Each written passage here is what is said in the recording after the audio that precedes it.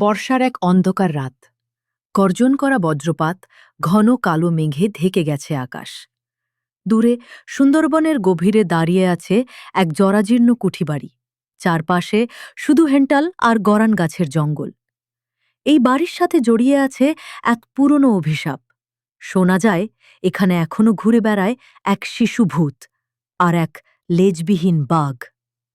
সুমন, সুমন, তুই কোথায় রে বাপ? বাবা তার নিখোঁজ ছেলেকে খুঁজছে 3 দিন ধরে।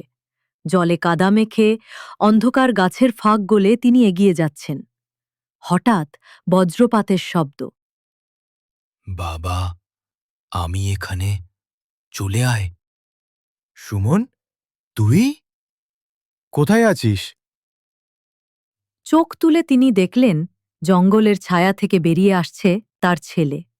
ভিজে চুল থেকে পানি পড়ছে, গায়ে ছেঁড়া সাদা গেঞ্জি আর কাদা লেগে থাকা হাফ প্যান্ট। কিন্তু তার চোখ দুটো ফাঁপা, ভিতর থেকে হালকা নীল আলো বের হচ্ছে। তুই তুই তো চলে গিয়েছিলি।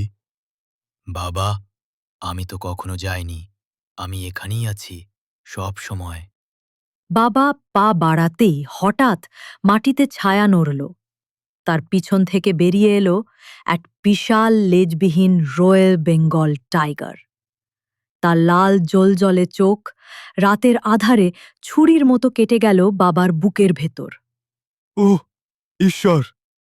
বজ্রপাতের আলোয় এক মুহূর্তে দেখা গেল ছেলেটি আর বাঘ একসাথে দাঁড়িয়ে আছে, যেন তারা একসাথে শিকার করছে।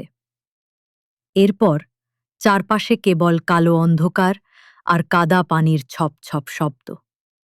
বাবা, তুইও থেকে যা।